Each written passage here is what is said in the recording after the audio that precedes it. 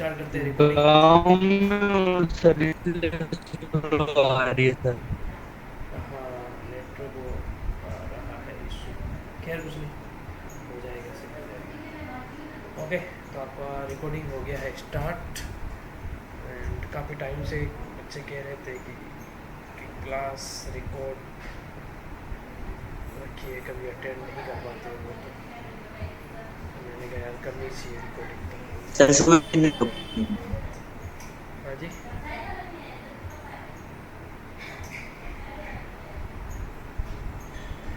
हाँ, विलेज में हो गया, चलो खैर कुछ नहीं, जो भी है। मतलब कहीं ऐसा एरिया होता है जहाँ पे नेटवर्क इशू होता ही होता है। तो देखो आज अपना इम्पोर्टेंट टॉपिक स्टार्ट होगा, एंड फार्मास्यूटिकल केमिस्ट्री का फर्स्ट चैप्टर स्टार्ट होगा आज। ठीक है। पहले तो सबसे पहले अपन देखेंगे कि व्हाट इज़ फार्मास्यूटिकल केमिस्ट्री, उसके बारे में अच्छे से डिस्कस करेंगे। स्क्रीन तो दिखाई दे रही है ना सबको, टोटल जनों को स्क्रीन तो दिखाई दे रही है ना, स्क्रीन दिखने में कोई दिक्कत तो नहीं है? दे रही है सर, बराबर है। बराबर दिखाई दे रही है, चलो खैर कुछ नहीं।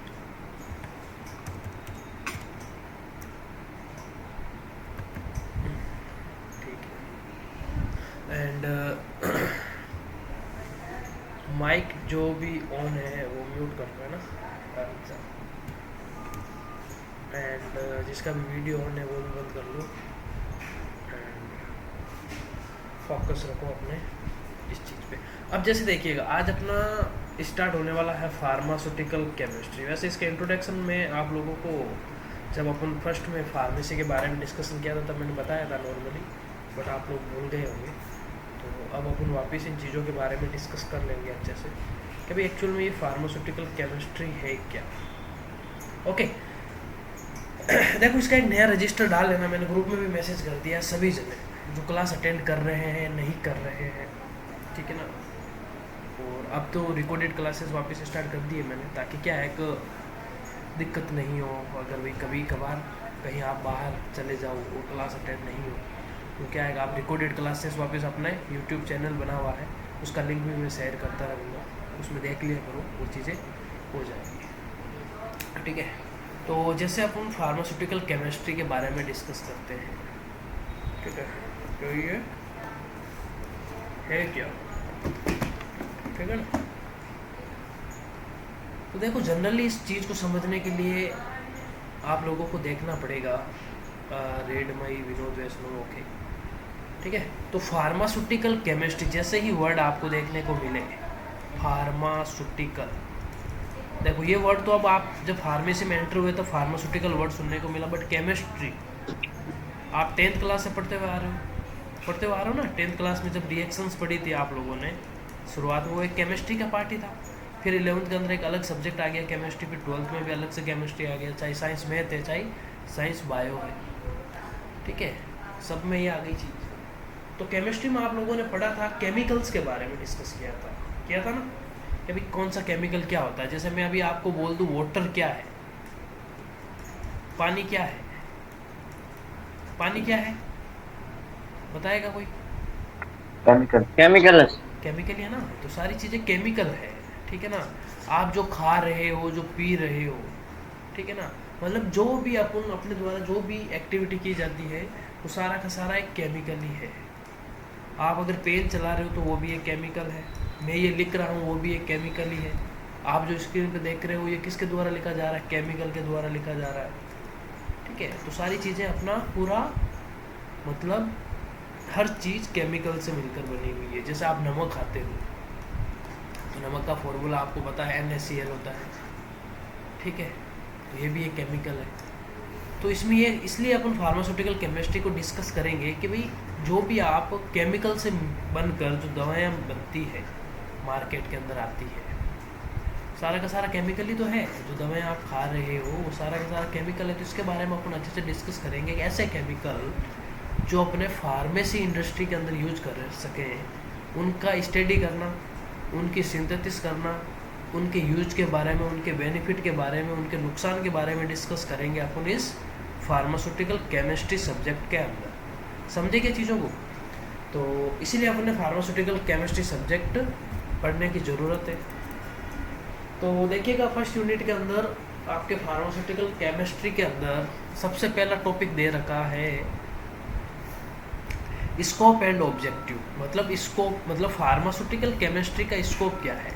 स्कोप का माने तो आप ये कर लो कि एक ऑब्जेक्टिव का मतलब तो उद्देश्य हो जाता है, स्कोप का मतलब इसके फ़ायदे मान लो आप। वही फार्मास्यूटिकल केमिस्ट्री को यूज कहाँ कहाँ पर किया जा सकता है। ऑब्जेक्टिव का मतलब उद्देश्य, मतलब आप इसको पढ़ना ही क्यों है, इसको हम क्यों पढ़ेंगे जी। हम कोई भी केमिकल्स की स्टडी करने के लिए हम फार्मास्यूटिकल केमिस्ट्री पढ़ेंगे, और ऐसे केमिकल जो अपने फार्मेसी में यूज आ सके। ठीक है, तो अपना जो भी मतलब जितने भी मेडिसिन है, जितने भी टेबलेट्स है, जितने भी सिरप है, वो सारी की सारी केमिकल से मिलकर बनी हुई होती है। उनका अपन क्या करेंगे, अच्छे से डिस्कस करेंगे ताकि अपना क्या हो सके, नॉलेज अच्छा हो सके। तो हमने जैसे ही नाम पढ़ते हैं कि यार डाइक्लोफिनिक टेबलेट, वो किस में यूज होती है, वो एक पेन किलर होती है। ठीक है ना। पैरासीटामोल का नाम पढ़ा, वो क्या होती है आपकी, फीवर में होती है, एंटीपायरेटिक होती है ना। तो ऐसा अपन देखते हैं, जैसे अपन ने देखा ओमेप्राजोल देखी, तो ओमेप्राजोल का नाम आते ही आप लोगों को ये चीज़ लगनी चाहिए, अगर यार ये गैस्ट्रिक में यूज होती है, मतलब किसी को अगर एसिडिटी हो जाती है, किसी को गैस्ट्रिक हो जाती है, तो आप ओमेप्राजोल यूज करते हो। और एक न्यूज़ आई है बहुत अच्छी सी, ठीक है ना, मार्केट के अंदर से काफ़ी ड्रग्स ऐसी है जो विड्रॉल की गई है। ठीक है ना। तो आप लोग ध्यान रखना, उन मेडिसिन को यूज़ मत करना। कल का न्यूज़पेपर आप लोगों ने पढ़ा होगा, तो नहीं पढ़ा है तो मैं आप लोगों को वो अभी ग्रुप के अंदर भेज दूँगा। वो मेडिसिन आप लोग परचेज मत करना। वो बड़ा वो 14 ड्रग्स हाँ 14 ड्रग्स है जो मार्केट से विड्रॉल कर दी गई है। आपको अगर गाँव के अंदर कोई मेडिकल लेकर बैठा है तो वो क्या है, उनको वो सोचेगा यार वापस कौन देगा, हम क्या करें, कस्टमर को दे दें। तो आप लोग ऐसी चीज़ें देखो तो मना कर देना, क्योंकि वो बहुत ही हार्मफुल है। मतलब एक दो ड्रग का, एक ऐसी ड्रग्स होती है जिन दो ड्रग्स का अगर कॉम्बिनेशन साथ में चलता है ना, तो पेशेंट के लिए बहुत खतरनाक है। ये चीज़ें हम समझ नहीं पाते हैं। हम सोचते हैं कि अरे यार हमें तो 1 घंटे के अंदर क्या होना है, ठीक होना है, बट ये 1 घंटे में ठीक होने के चक्कर में हम पीछे की चीज़ें अपनी ख़राब कर लेते हैं। ठीक है ना। तो हमेशा ट्रीटमेंट चाहे धीरे चलो, बट इलाज अच्छे से होना चाहिए। बाकी की चीज़ें नुकसानदायक नहीं होनी चाहिए। फीवर को सही करने के चक्कर में अपन अपने बॉडी के लीवर को ख़राब कर लेते हैं, डोज के ऊपर डोज लेते हैं, है ना। तो डोज के ऊपर जो स्टॉक पड़ा बॉस, उसका क्या करेंगे? किसका? ये अभी जो 14 मेडिसिन बंद हुई ना, बैन हुई, उसका स्टॉक पड़ा है, सिर पे भी पड़ी है अभी टेबलेट वगैरह। स्टॉक पड़ा है, तभी तो कह रहा हूँ स्टॉक पड़ा है। तो उसको आप ऐसे करो, बढ़िया सा मतलब खाली जगह देख के वहाँ पर रख के थोड़ा सा पेंटो ले लो पाव, ठीक है, तो उसमें डाल दो, बस फ्री। कस्टमर के साथ, कस्टमर को नहीं देना है आपको। क्यों नहीं देना है, एक्चुअल में अगर आपके होलसेलर अगर वो रिटर्न करता है, मेरे हिसाब से नहीं करेगा रिटर्न, ठीक है, तो होलसेलर से पहले बात कर लो। अगर रिटर्न नहीं करता तो आपको कस्टमर, आपकी ये जिम्मेदारी बनती है अगर यार मुझे कस्टमर को ये चीज़ नहीं देनी है। ठीक है, क्यों नहीं देनी है कि देखो मतलब इनके ऊपर एक्शंस में तो कह रहा हूँ, ऊपर की कंपनियां भी बहुत रेयर केस में करती है, ठीक है ना। बट ये बंद करने का रीज़न क्या था कि इनके साइड इफ़ेक्ट बहुत ज़्यादा आए थे। एक इनका एनालिसिस बनता है, मार्केट में अगर ड्रग चलती है ना तो उसका एक एनालिसिस बनता है 4 से 5 साल का, 10 साल का, ठीक है। उसके बाद में इन ड्रग को बंद किया जाता। सोचो कितना इफेक्ट होगा, तब इन्होंने जाके एक्शन लिया है। तो हमें क्या करना है, हमें इतना वो भी नहीं सोचना अपने बारे में कितना स्टॉक होगा यार, 5,000 का होगा, 10,000 का होगा, ज़्यादा से ज़्यादा।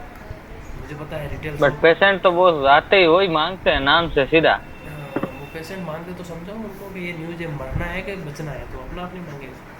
समझाने का काम आप लोगों का ही तो है, ठीक है ना।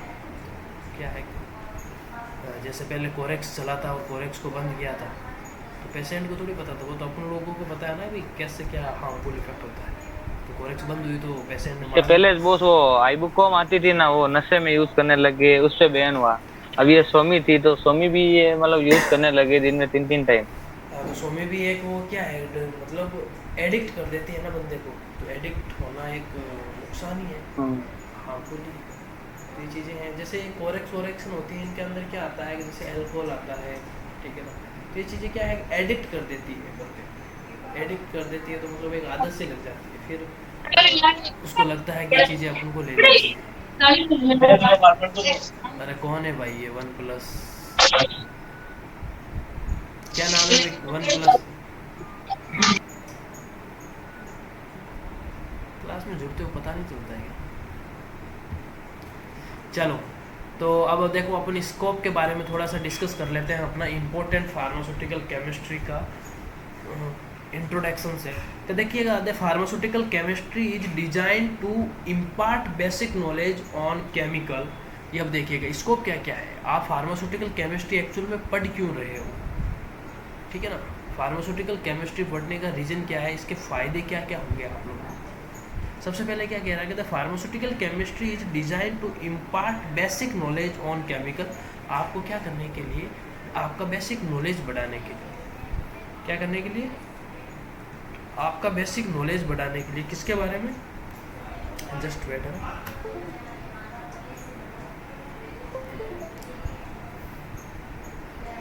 आपका बेसिक नॉलेज बढ़ाने के लिए केमिकल के बारे में, केमिकल के स्ट्रक्चर के बारे में, उसके स्टोरेज के बारे में, स्टोरेज कंडीशंस एंड उसका मेडिकल यूज क्या है of organic and inorganic chemical substance used as drug and pharmaceuticals. देखिएगा, सबसे पहला स्कोप क्या है इसका, फार्मास्यूटिकल केमिस्ट्री ये क्या करता है कि आपके बेसिक नॉलेज को इम्पार्ट करता है, मतलब बढ़ाता है। किसके बारे में, केमिकल के बारे में, कि भाई केमिकल का स्ट्रक्चर क्या होगा, ठीक है, केमिकल का स्टोरेज क्या होगा। जैसे कभी कभी आपने सुना होगा ना भाई, इंसुलिन का इंजेक्शन 2 to 8 डिग्री सेल्सियस पर रखा जाता है रेफ्रिजरेटर में। अगर इससे ऊपर का टेम्परेचर होगा तो इंसुलिन का इंजेक्शन ख़राब हो जाएगा। तो ये अपन को नॉलेज कहाँ से आया कि भाई इंसुलिन इंजेक्शन को इतने टेम्परेचर पर रखने पर ही ये सही रहेगा। तो ये अपन ने फार्मास्यूटिकल केमिस्ट्री से नॉलेज गेन किया है। कुछ ऐसी दवाइयाँ होती हैं जिनको धूप के अंदर रखने से ख़राब हो जाती है, ठीक है ना, कि जैसे आपने कभी भी अम्बेर कलर की सिरप देखी होगी, मतलब भूरे कलर की ज़्यादातर आपको सिरप देखने को मिलती है। क्यों करती है कि कोई सनलाइट आती है तो डायरेक्ट तो सिरप में नहीं जाए, भूरे कलर से वो क्या है वापस अंदर जाने से बचे। तो ये है ना, ये सारे का सारा नॉलेज अपन फार्मास्यूटिकल केमिस्ट्री को जब अच्छे से पढ़ेंगे, हर केमिकल की स्ट्रक्चर देखेंगे, हर केमिकल का प्रॉपर्टीज़ देखेंगे, ठीक है ना, वो कैसा है, किस तरीके से वो केमिकल्स रहता है, ठीक है ना। तो वो क्या हुआ, तो अगर वो सजीव नहीं है तो उसका तो कुछ कंडीशन तो होगा ही ना। वो लिविंग नहीं है, माना भी केमिकल लिविंग नहीं है, बट उसके कुछ ऐसे कंडीशंस होते हैं, उसको स्टोर कहाँ पे करना है, कैसे करना है, समझे चीज़ों को। तो ये सारी चीज़ों का नॉलेज अपन फार्मास्यूटिकल केमिस्ट्री के बारे में डिस्कस करेंगे। और इसमें देखिएगा एक ऑर्गेनिक और इनऑर्गेनिक केमिकल होता है। अब देखिएगा ऑर्गेनिक क्या होता है और एक इनऑर्गेनिक क्या होता है, पढ़ा होगा, कार्बनिक और अकार्बनिक। ऑर्गेनिक को कार्बनिक बोलते हैं, इनऑर्गेनिक को अकार्बनिक केमिस्ट्री। पढ़ा है किसी ने, क्या होता है भी कार्बनिक और अकार्बनिक, कार्बनिक और अकार्बनिक क्या होता है बताइए, पढ़ी है क्या कभी किसी ने? नाम तो सुना ही होगा, कार्बनिक और अकार्बनिक। व्हाट इज कार्बनिक एंड व्हाट इज अकार्बनिक? तो 12th में पढ़ा था। बताओ बताओ, जैसा भी आ रहा है बताइए।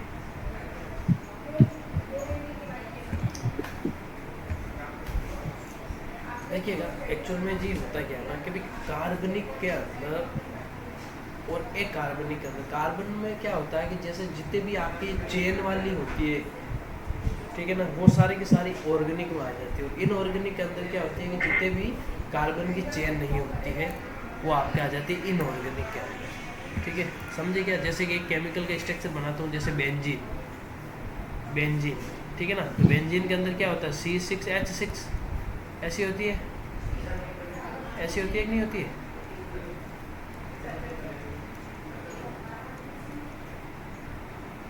सही बना रहा हूँ इस तरीके की है, H H H H H compounds, ऐसे ऐसे स्ट्रक्चर देखी होगी आप लोगों ने। ये सारे के सारे क्या होते हैं, कार्बन होते हैं। समझे क्या चीज़ों को, ये सारे के सारे क्या होते हैं जी, कार्बन होते हैं।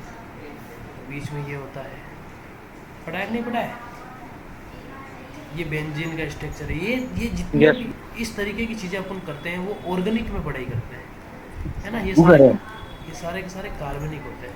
समझे क्या चीज़ों को, अपन ने पढ़ा था तब 12th के अंदर। और इनऑर्गेनिक में क्या करते हैं कि जितने भी अपन इनऑर्गेनिक चीज़ों की स्टडी करते हैं, जैसे कि अपन एक ये चीज़ देखते हैं कि भाई NaOH प्लस HCl, इस रिएक्शन को अपन करें तो इसमें बन जाएगा जी NaCl प्लस H2O, ठीक है ना। जैसे भाई सोडियम हाइड्रोक्साइड की रिएक्शंस अगर अपन हाइड्रोक्लोराइक एसिड से कर देंगे तो सोडियम क्लोराइड बन जाएगा और वाटर अलग हो जाएगा। ये चीज़ें अपन ने देखी है। तो ये सारा का सारा इनऑर्गेनिक का फंडा है, ठीक है। तो आप इस तरीके से बता सकते हो। ऑर्गेनिक केमिकल्स को अगर आप जलाते हो तो उसके अंदर धुआं निकलेगा, इनऑर्गेनिक में धुआं नहीं निकलता है, कम निकलता है। तो इस तरीके से आप इनको डिसाइड कर सकते हो। इसके अंदर ब्लैक धुआं निकलता है, फुल्ली ब्लैक, मतलब इस तरीके से अगर आप ऑर्गेनिक और इनऑर्गेनिक में डिफरेंस देखो तो अगर मैं आपको बता दूँ 3-4 डिफरेंस बता देता हूँ ताकि आप लोगों को याद भी रह जाए और रजिस्टर के अंदर इसको मेंटेन भी कर लेना आप। ऑर्गेनिक,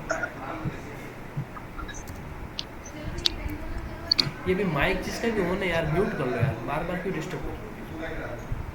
कौन है ये रेड में कौन है, सुखराम माइक म्यूट कर लो। रेड में क्या नाम है भाई आपका,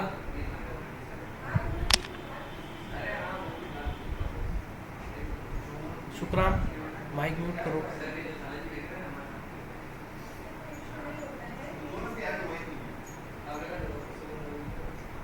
वापस बार बार ऑन मत करो, है ना। आराम से चीज़ों को सुनो, मतलब 30-40 मिनट की क्लास होती है ना, तो उसके अंदर चीज़ों को सुनो ताकि क्या है कि थोड़ा बहुत ही नॉलेज होगा तो बस अच्छा है। Organic and inorganic chemistry difference, okay. And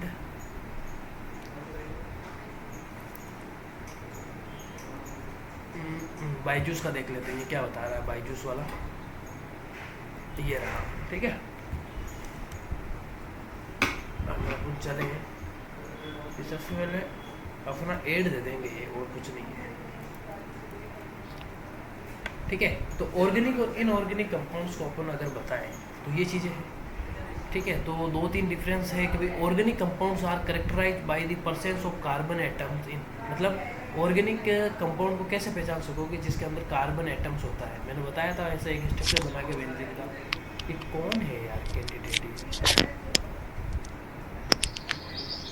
red में क्या नाम है भाई, आपको आवाज़ आ रही है क्या मेरी।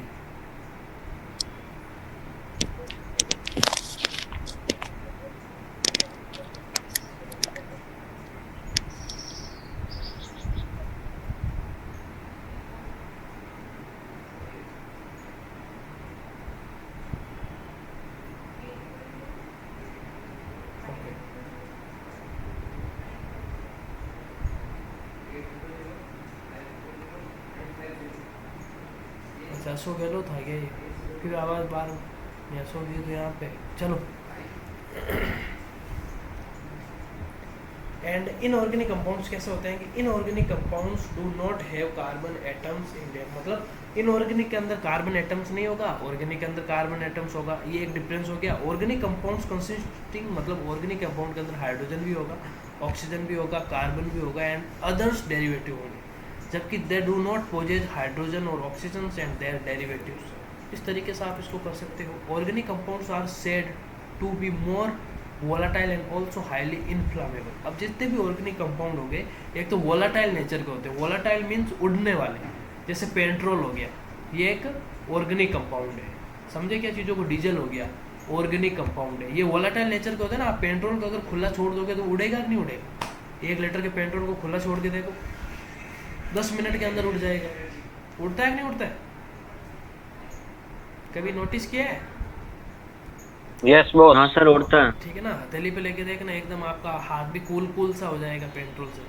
जब कभी भी टच अपन जब भी पेट्रोल अगर गाड़ी के अंदर फिल करवाते हैं गाड़ी की सर्विस करवाते हैं तो वो सो इंजन धो के फिर वो हवा से प्रेशर से सुखाते हैं ना। तो वो सारे के सारे क्या है, वोलाटाइल नेचर के होते हैं। वोलाटाइल मतलब उड़ना। एक इनफ्लामेबल होते हैं। इनफ्लामेबल का मतलब आग पकड़ लेता है बहुत जल्द, है ना। पेट्रोल के अंदर अगर नॉर्मली हवा के अंदर ज़्यादा संपर्क में रहे तो भी आग लगने के चांस है, ठीक है। और अगर पास में थोड़ी सी अगर कोई भी मतलब आग भी थोड़ा सा उसके संपर्क में आ गई तो बहुत ज़्यादा इन्फ्लामेबल है, बहुत ज़्यादा जल जाएगा, है ना। तो ऑर्गेनिक कंपाउंड्स की एक प्रॉपर्टीज होती है, जबकि अपने इनऑर्गेनिक क्या करते हैं जी, these compounds are not inflammable. एक तो इन्फ्लामेबल नहीं होते, ये जलते वलते नहीं। जैसे नमक, नमक के अंदर अगर अपन हवा में रहेगा तो वो आग पकड़ेगा क्या? पॉसिबल है क्या? नहीं पकड़ेगा ना। अगर उसको आप एक बार आग में भी लेके चले जाओगे तो भी वो आग नहीं पकड़ेगा, ठीक है। इनफ्लामेबल नेचर के होते हैं। Non volatile. नमक कभी उड़ता है? नोटिस किया है? नहीं उड़ता ना चीज़ें। इस तरीके से आप इनको बता सकते हो कि this compounds exist in the form of solid, gas and liquid. अब ऑर्गेनिक कंपाउंड सॉलिड में भी होते हैं, गैस में भी होते हैं, लिक्विड, लिक्विड में तो पेट्रोल डीजल बताया था मैंने। गैस के अंदर जो आपकी ये गैस की टंकी के अंदर जो आती है गैस, कौन सी गैस आती है गैस की टंकी के अंदर? LPG, liquid. LPG gas. तो ये सारे के सारे क्या है, ये सारे के सारे ऑर्गेनिक होते हैं, इनफ्लामेबल होते हैं। इनको कितना ध्यान रखना पड़ता है, ठीक है। और द एग्जिस्ट एज सॉलिड। और जितने भी इनऑर्गेनिक होते हैं वो सारे के सारे सॉलिड में फॉर्म में ही होते हैं। These are insoluble in water. अब पेट्रोल है, डीजल है, गैस है, ये पानी के अंदर तो इनसॉल्युबल ही होते हैं ना। जबकि they are soluble in water and also non soluble same of the organic solutions. मतलब इनऑर्गेनिक वाले सोल्यूबल भी होते हैं, इनसॉल्युबल होते हैं, दोनों होती है, बट ऑर्गेनिक वाले ओनली इनसॉल्युबल ही होते हैं। तो इस तरीके से 4-5 अपन ने देखे थे चीज़ें, और इसका मैं एक स्क्रीनशॉट लेके आप लोगों को ग्रुप में सेंड भी कर दूंगा, ताकि क्या है कि चीज़ों को पढ़ो तो अच्छे से समझ में आए। तो आप लोगों ने समझा ना चीज़ों को, स्कोप क्या क्या है। तो स्कोप के अंदर आप किसका बेसिक नॉलेज बढ़ाओगे? अपना केमिकल के बारे में बेसिक नॉलेज बढ़ाओगे। जब आप केमिकल के बारे में बेसिक नॉलेज बढ़ाओगे तब आप कोई भी अगर टेबलेट्स, कोई भी मेडिसिन को देखोगे तो उसके बारे में आपको पता रहेगा, हाँ यार इस केमिकल की ये प्रॉपर्टीज़ है, हमें इस तरीके का इस ध्यान रखना है, ठीक है। तो जो भी बैन हुई है मेडिसिन, अगर कोई मेडिकल पे काम करता है तो उसको आप एक्सपायरी फॉर्म में डाल दीजिए, ताकि क्या है कि पेशेंट के साथ में कुछ खिलवाड़ ना हो, ठीक है। चीज़ें वैसे हुई तो गलती है, इतना टाइम से चल रही है फिर भी गलत है। एक्शन लेना तो पहले लेना चाहिए था इनको।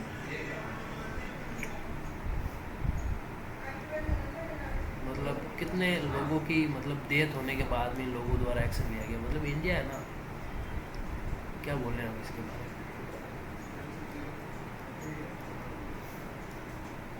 क्या है भाई, तो रुक जाना यार, यही शांति से।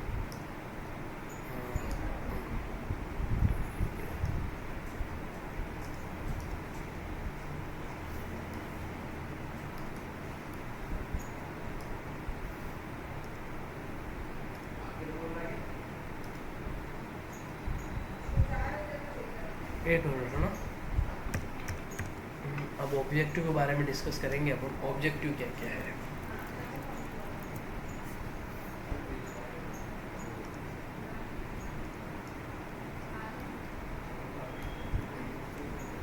ऑब्जेक्टिव का मतलब उद्देश्य है। उद्देश्य क्या मतलब, जब आप फार्मास्यूटिकल केमिस्ट्री को अच्छे से पढ़ लोगे ना तो आपको ये नॉलेज हो जाएगा। इसलिए फार्मास्यूटिकल केमिस्ट्री का एक उद्देश्य है और इसलिए सब्जेक्ट बनाया गया है, ठीक है। तो the pharmaceutical chemistry will discuss the following aspect of chemical substance used as drugs and pharmaceuticals for various disease condition. अब देखिएगा, फार्मास्यूटिकल केमिस्ट्री किसके बारे में डिस्कस करती है? ये डिस्कस करती है बहुत सारे केमिकल सब्सटेंस, ठीक है, जिसको अपन यूज करते हैं as a drugs. As a drugs अपन यूज करते हैं मार्केट के अंदर, and pharmaceutical for various disease condition, ठीक है ना। डिजीज कंडीशंस को सही करने के लिए अपन ड्रग्स का यूज करते हैं, ठीक है। इसीलिए अपन का ये मेन उद्देश्य तो ये हो गया। सेकंड चीज़, हम केमिकल के क्लासिफिकेशन के बारे में डिस्कस करेंगे। केमिकल नेम, केमिकल स्ट्रक्चर क्या क्या है, ठीक है। फिर अपन डिस्कस करेंगे उसका फार्माकोलॉजिकल यूज क्या है केमिकल का, उसकी डोज कितनी होनी चाहिए, उसका स्टेबिलिटी क्या, उसका स्टोरेज क्या, उसको कैसे स्टोर करके रखना है। फिर अपन तीसरा देखेंगे different types of formulation, doses form available and their brand names, मतलब मार्केट के अंदर कौन से फॉर्मुलेशन अवेलेबल है, इसके क्या क्या डोजेज फॉर्म है, ठीक है, उसके क्या क्या डोजेज फॉर्म अवेलेबल है, and different their brand name, और उनके ब्रांड नेम्स क्या क्या है। फोर्थ में अपन देखेंगे भी impurities testing and basic quality control test. हम क्या करेंगे, जैसे भी फार्मास्यूटिकल केमिस्ट्री अपन करते हैं तो उसका इम्प्योरिटी टेस्टिंग क्या, उसका बेसिक क्वालिटी क्या, मतलब कोई भी आप अगर आप वही मेडिसिन तैयार कर देते हो तो उसका क्वालिटी टेस्ट भी होता है, क्वांटिटी टेस्ट भी होता है, मतलब सारे टेस्ट मतलब क्वालिफाई करने के बाद में वो मार्केट में आती है। ऐसे थोड़ी ना है कि डायरेक्ट बनकर मार्केट में आ जाती है, ठीक है। मार्केट में आने के बाद में भी उसके ऊपर एनालिसिस होता है। जैसे अभी 14 मेडिसिन बैन हुई, ये क्यों हुई थी कि ये मार्केट में तो आ गई, उसके बाद में इसके बारे में एनालिसिस किया गया, ठीक है ना। एक रिपोर्ट बनी इनकी 4-5 सालों में, तो रिपोर्ट के अंदर बहुत ज़्यादा ही डेथ आने लगी पेशेंट की, ठीक है, तब इन चीज़ों में यूज किया गया। अब अपन देखेंगे sources and types of errors. समझे क्या चीज़ को, अगर आप कोई भी फार्मास्यूटिकल फॉर्मुलेशन तैयार कर रहे हो तो उसके अंदर बाय मिस्टेक गलतियाँ होती ही है, एरर्स आती है। जैसे अभी एरर आई थी 14 मेडिसिन पर, 14 मेडिसिन जो मार्केट के अंदर ड्रग्स अवेलेबल है उनमें एरर्स आ गई।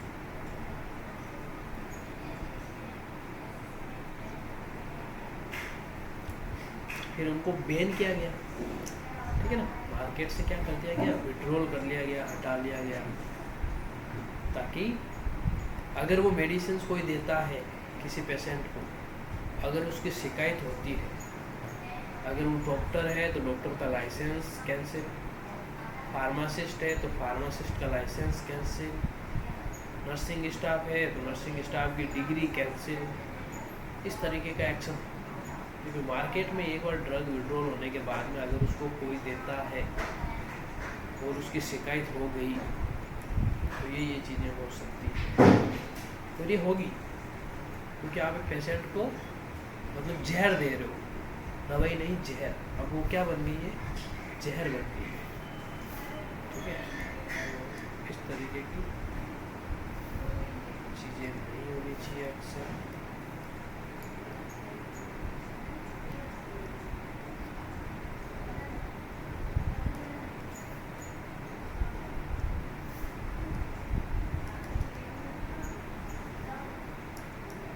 अब अपन एरर्स के बारे में डिस्कस करेंगे थोड़ा बहुत कि भाई ये एरर्स है क्या, ठीक है। सोर्सेज कहाँ से आता है और इसके टाइप्स क्या क्या है।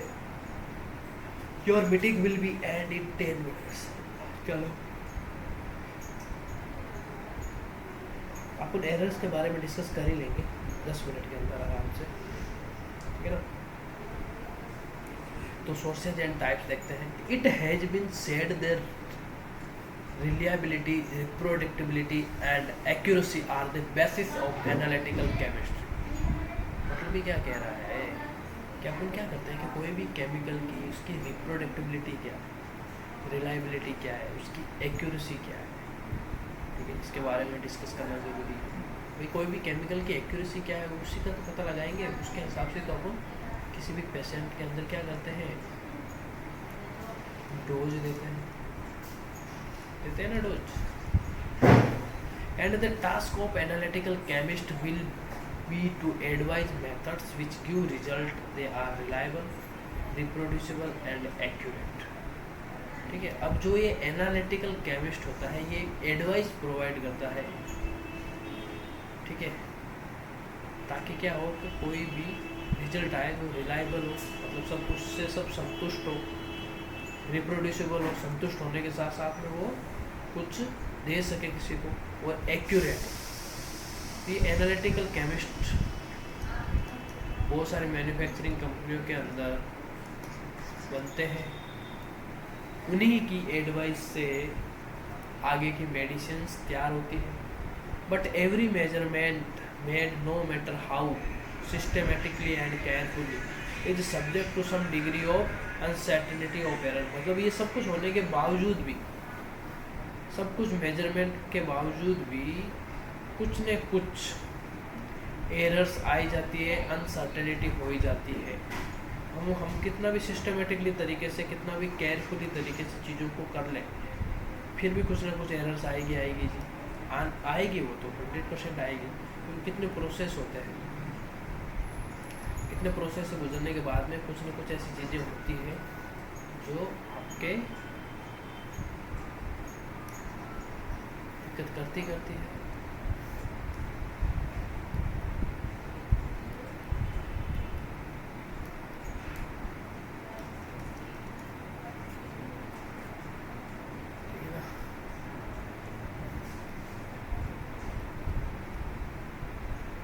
अब अपन चलते हैं कि it is impossible to perform a chemical analysis that is totally free of errors and uncertainty. अब अपन, यह तो इम्पॉसिबल है कि कोई भी अपन अगर कोई भी चीज़ बनाए, कोई भी केमिकल एनालिसिस करें और वो टोटली फ्री हो एरर से, उसके अंदर कुछ ना कुछ मिस्टेक होगी जी, 100%। मतलब 100% अपन ये नहीं कह सकते कि भाई वो एकदम टोटली एरर्स फ्री है, पॉसिबल ही नहीं हो सकता यार, कुछ ना कुछ उसमें एरर्स ऐसे आ ही जाएगी। Errors are caused by faulty calibrations and standardizations और by random variations and uncertainties in result. अब ये जो एरर्स होती है ये बहुत ज़्यादा दिक्कत करती है। किसी भी फार्मास्यूटिकल सब्सटेंस अगर बन जाता है तो फिर अपन को वो दिक्कत रहती है कि यार ये मार्केट में चली गई तो यार पेशेंट को कुछ ना कुछ प्रॉब्लम क्रिएट कर सकती है। तो अपन उस एरर्स को क्या करते हैं, ख़त्म करने की कोशिश करते हैं जितना हो सके, ठीक है। अगर माइनर एरर है तो वो पेशेंट को क्या नहीं करेगी, हार्मफुल नहीं करेगी। अगर बहुत ज़्यादा एरर है दिक्कत करेगी। एरर का मतलब गलती, किसी भी चीज़ को बनाते समय गलती होती है कि नहीं होती। कभी अपन रोटी बनाते हैं तब ज़्यादा गोल नहीं बनती है, कभी कभी कैसी बन जाती है। कभी पराठा बनाया तो किसी के अंदर आलू ज़्यादा डाल दिए, किसी के अंदर गोभी ज़्यादा हो गई, होती है ना गलतियाँ। तो ये गलतियाँ तो सब चीज़ों में ही होती है, ठीक है। तो ये एरर्स था। तो आज के बारे में अपन ने देखो फार्मास्यूटिकल केमिस्ट्री के बारे में डिस्कस किया। अब आज से अपना फार्मास्यूटिकल केमिस्ट्री का सब्जेक्ट भी स्टार्ट हो गया है। तो इसका एक देखो 5 रजिस्टर ले लो आप। सबसे पहले तो क्या करो, 5 तो आपके पास में फाइलें होनी चाहिए, प्रैक्टिकल फाइलें फर्स्ट चीज़। 5 होने चाहिए आपके रजिस्टर,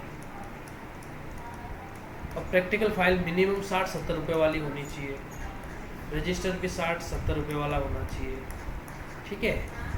क्या है कि रोज़ कंटिन्यू चीज़ें आप करते रहो। फाइल है उनके अंदर में ग्रुप्स के अंदर हर डेट वाइज एक सब्जेक्ट का एक प्रैक्टिकल सेंड करता रहूँगा। ये प्रैक्टिकल है, ये चीज़ें आपको लिखनी है। तो इसमें देखो प्रैक्टिकल लिखने में आप लोगों का क्या होगा, एक तो हैंड रिटन प्रैक्टिस होगा, और ये जो रजिस्टर डाल रहे हो उसके अंदर जो नोट्स बनाओगे, जो मैं ये PDF भेजता हूँ उसके नोट्स, इसमें भी हैंड रिटन प्रैक्टिस होगी। मतलब जब आप अपने हाथों से इन चीज़ों को लिखोगे ना, तो जब मेन एग्ज़ाम के अंदर आप लोगों को दिक्कत नहीं आएगी, ठीक है। आराम से, मैं तो कह रहा हूँ कहीं काम करते करते जब भी फ्री हुए चीज़ों को फ़ोन निकाला, आराम से लिखना स्टार्ट कर दो, ठीक है। चीज़ों को लिखोगे तो समझ में आएगा, कंटिन्यू लिखोगे तो फिर आपको ये चीज़ें अपनी लगने लग जाएगी। मतलब ऐसा नहीं लगेगा यार ये क्या है ना। इन चीज़ों के आप आदी हो जाओगे। अभी अपने पास में 6 से 7 महीने पड़े हैं मेन एग्ज़ाम में, तब तक आप लोग इनसे क्या हो जाओगे, आदी हो जाओगे। अरे हाँ यार, ये चीज़ें तो पढ़ी हुई है, ये चीज़ें तो देखी हुई है, ये चीज़ें तो सुनी हुई है। अगर इन चीज़ों को कभी देखोगे भी नहीं तो फिर आपको दिक्कत क्रिएट हो सकती है, ठीक है।